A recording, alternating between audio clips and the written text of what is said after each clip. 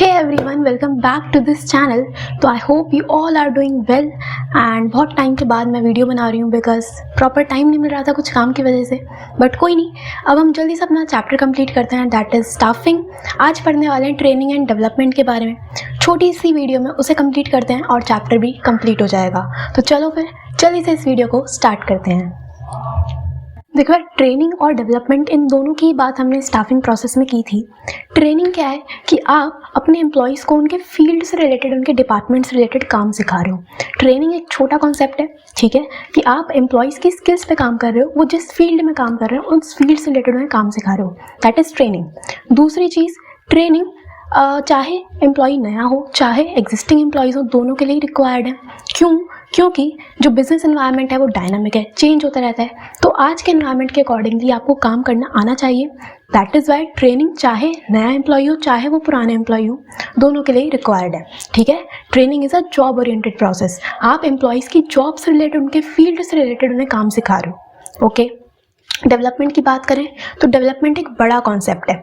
इसमें हमें कवर करना है स्किल्स. आपको एम्प्लॉयज़ की स्किल्स पे तो काम करना है, बट उनकी कम्युनिकेशन स्किल्स, उनके कॉन्फिडेंस लेवल, उनके बिहेवियर, उनका डिसीजन मेकिंग, इन सभी चीज़ों पे काम करना है. बेसिकली आपको एक एम्प्लॉय की ओवरऑल ग्रोथ, ओवरऑल पर्सनालिटी को डेवलप करने में काम करना है. वो किस में आता है? डेवलपमेंट. डेवलपमेंट एक करियर ओरिएंटेड प्रोसेस है. ठीक है, क्लियर कि ट्रेनिंग क्या है और डेवलपमेंट क्या है. आई होप आप लोगों को ट्रेनिंग और डेवलपमेंट का मीनिंग क्लियर हुआ होगा. बहुत सिंपल से पॉइंट्स थे. अब समझते हैं ट्रेनिंग की इंपॉर्टेंस. देखो, ट्रेनिंग की इंपॉर्टेंस समझने के लिए आपको दो पॉइंट ऑफ व्यू से चीज़ समझनी है. ट्रेनिंग ऑर्गेनाइजेशन के लिए भी ज़रूरी है और ट्रेनिंग एम्प्लॉयज़ के लिए भी ज़रूरी है. सबसे पहले बात करते हैं कि एक ऑर्गेनाइजेशन को ट्रेनिंग प्रोवाइड करने से क्या बेनिफिट्स मिलते हैं, क्यों इंपॉर्टेंट है.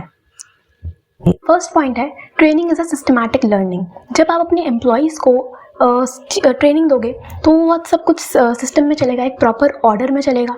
तो इससे वो किसी तरह की डुप्लीकेशन नहीं करेंगे, किसी भी तरह की वेस्टेज नहीं करेंगे, जिससे आपका कॉस्ट कम आएगा. Okay. Second is, it increases the employees productivity.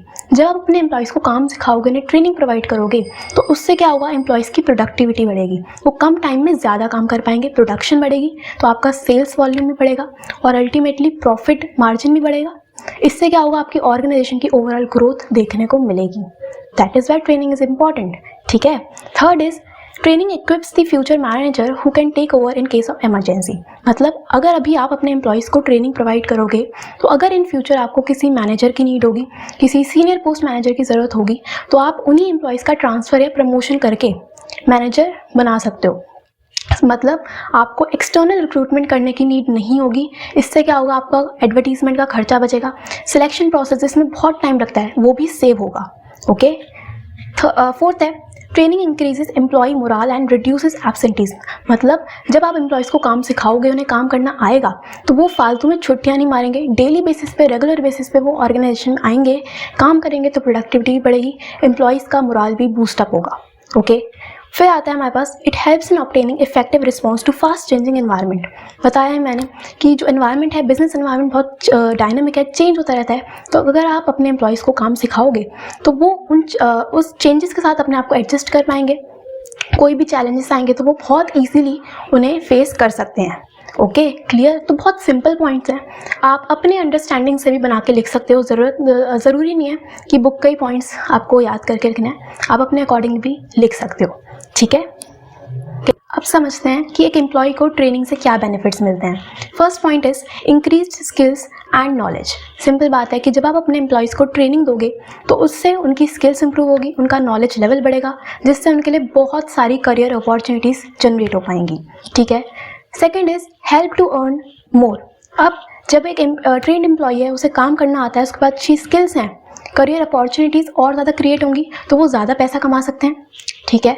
इसके बाद training makes the employees more efficient to handle machines. अब एग्जांपल लेते हैं कि सपोज आपकी ऑर्गेनाइजेशन में कोई बहुत एक्सपेंसिव मशीन है, कोई बड़ी मशीन है, और अगर आपने किसी ऐसे एम्प्लॉय को मशीन चलाने के लिए रख दिया जिसे काम करने नहीं आता, तो वो उस केस में मशीन ख़राब कर सकता है, एक्सीडेंट्स हो सकते हैं. बट अगर आपका एम्प्लॉय ट्रेंड है, उसे काम करना आता है, तो वो मशीन को भी ख़राब नहीं करेगा और एक्सीडेंट्स भी कम होंगे. ठीक है। और लास्ट है, it increase the satisfaction and moral of employees. Simple बात है, जब उन्हें काम करना आता है, उनके पास अच्छी स्किल्स हैं, उन्होंने काम सीखा है, तो इससे उनका सेटिस्फैक्शन लेवल बढ़ेगा, मोरल बूस्टअप होगा, वो बहुत ज़्यादा मोटिवेटेड फील करेंगे। क्लियर हुआ? ठीक है, बहुत बेसिक पॉइंट्स हैं एंड आई होप आप लोगों को समझ में आए होंगे। तो अब आता है इस टॉपिक का सबसे important part, that is training methods. इससे एग्जाम में क्वेश्चन आएगा ही आएगा। देखो, ट्रेनिंग प्रोवाइड करने के दो मेथड्स होते हैं, एक ऑन द जॉब ट्रेनिंग, दूसरा है of the job training. On the job training क्या है? लर्निंग वाइल डूइंग, मतलब आप काम सीख भी रहे हो और काम कर भी रहे हो। ऑफ द जॉब क्या है? लर्निंग बिफोर डूइंग, मतलब पहले काम सीखना है फिर काम करना है। ओके, सबसे पहले बात करते हैं ऑन द जॉब ट्रेनिंग की।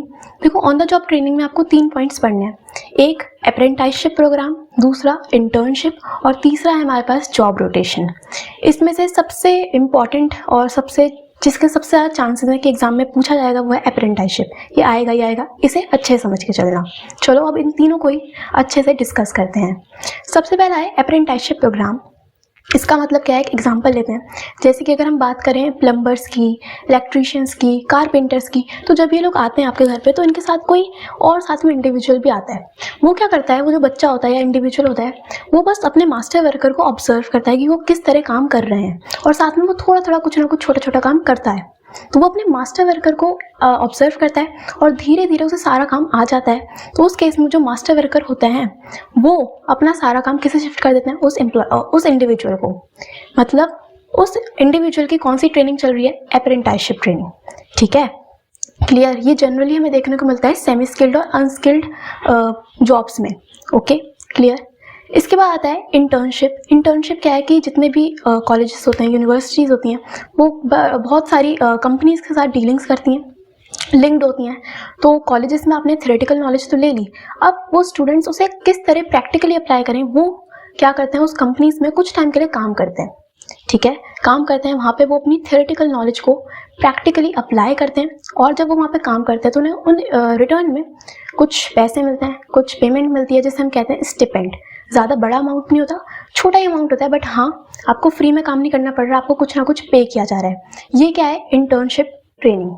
ठीक है, फिर आता है job rotation. Job rotation simple हमने पढ़ा है, ओरिएंटेशन, इंडक्शन ट्रेनिंग वही है कि आपको एक एम्प्लॉय को शिफ्ट करना है from one department to another, जिससे क्या होगा कि आपने पहले एक एम्प्लॉय को मार्केटिंग डिपार्टमेंट का पार्ट बनाया, उसे मार्केटिंग की नॉलेज हो जाएगी। फिर आपने उसे फाइनेंस डिपार्टमेंट का पार्ट बना दिया तो उसे फाइनेंस की नॉलेज हो जाएगी। फिर आपने उसे प्रोडक्शन डिपार्टमेंट बिठा दिया तो उसे प्रोडक्शन की नॉलेज हो जाएगी। तो इससे क्या होगा, उसे पूरी ऑर्गेनाइजेशन के बारे में पता चलेगा, उसकी अंडरस्टैंडिंग बढ़ेगी, कॉन्फिडेंस लेवल बूस्टअप होगा, और वो बिल्कुल भी अनकंफर्टेबल फील नहीं करेगा, मोटिवेटेड फील करेगा। ये क्या है? Job rotation. क्लियर? तो इन तीनों ही में आपने क्या किया है? काम सीखा भी और काम कर भी रहे हो। ये कौन सा मेथड हुआ? On the job. क्लियर? ठीक है, तो अब बात करते हैं ऑफ द जॉब ट्रेनिंग की। ऑफ द जॉब यानी लर्निंग बिफोर डूइंग, पहले काम सीखना है फिर काम करना है। इसमें एक ही पॉइंट है, वेस्टिब्यूल ट्रेनिंग। वेस्टिब्यूल ट्रेनिंग क्या है कि हम लोग देखते हैं जैसे ऑर्गेनाइजेशन में बड़ी बड़ी मशीन्स होती हैं, एक्सपेंसिव मशीन्स होती हैं, तो अगर आप किसी ऐसे इंडिविजुअल को, ऐसे एम्प्लॉय को वहाँ बिठा दोगे, काम करने के लिए भेज दोगे उस मशीन पे, जिससे काम करना ही नहीं आता, तो वो मशीन खराब कर सकता है, मशीन खराब कर सकता है, जिससे आपकी ही ऑर्गेनाइजेशन को लॉस होगा। तो आपको क्या करना है, आप एक सिमिलर एनवायरनमेंट क्रिएट करते हो, वहाँ पे डमी मशीन्स लगाते हो और पहले अपने एम्प्लॉयज़ को वहाँ पे काम सिखाते हो उन डमी मशीन्स पे। फिर जब उन्हें वहाँ पे काम करना आ जाता है तो आप उन्हें एक्चुअल वर्क प्लेस पे काम करने के लिए भेजते हो। ये क्या है? Vestibule training. मतलब पहले आपको डमी मशीन्स पे काम सिखाया जाएगा, जब काम करना आ जाएगा फिर आपको एक्चुअल वर्क प्लेस पे विद रियल मशीन्स काम करने के लिए भेजा जाएगा।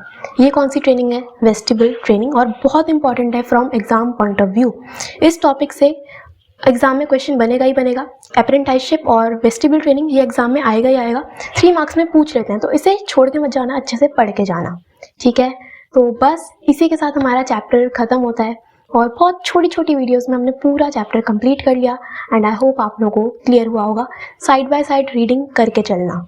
डाउट आता है कोई भी तो कमेंट सेक्शन में पूछ सकते हो, या फिर आप मुझे इंस्टाग्राम पे मैसेज कर सकते हो, और उसका लिंक आपको डिस्क्रिप्शन में मिल जाएगा। तो बस यार, आज के लिए इतना ही, एंड अब हम स्टार्ट करेंगे कुछ और नए चैप्टर्स, और इसी तरह अपने सिलेबस को आगे लेकर चलेंगे। तो बस आज के लिए इतना ही। Stay happy, stay connected. Thank you so much.